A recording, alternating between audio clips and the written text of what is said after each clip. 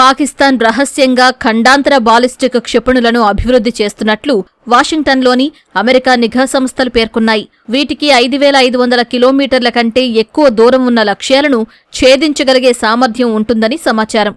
అణ్వాయుధాలు, సంప్రదాయ వార్హెడ్లను మోసుకెళ్లగలిగే సామర్థ్యం ఈ క్షిపణులకు ఉండనుంది. ఇప్పటివరకు పాకిస్తాన్ వద్ద ఖండాంతర బాలిస్టిక్ క్షిపణులు లేవు.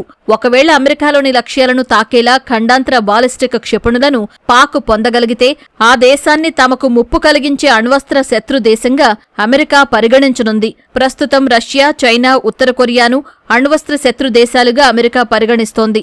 అమెరికా మిత్రదేశంగా భావిస్తున్న మరే దేశం వద్ద కూడా అగ్రరాజ్యంలోని లక్ష్యాలను తాకేలా ఖండాంతర బాలిస్టిక్ క్షిపణులు లేవు. గత కొంతకాలంగా పాకిస్తాన్ స్వల్ప, మధ్యస్థ శ్రేణి క్షిపణులను అభివృద్ధి చేయడంపై దృష్టి సారించింది. 2022లో పాక్ భూమి ఉపరితలం నుంచి ఉపరితలం వరకు మధ్యస్థ శ్రేణి బాలిస్టిక్ క్షిపణి షాహీన్ 3ని పరీక్షించింది.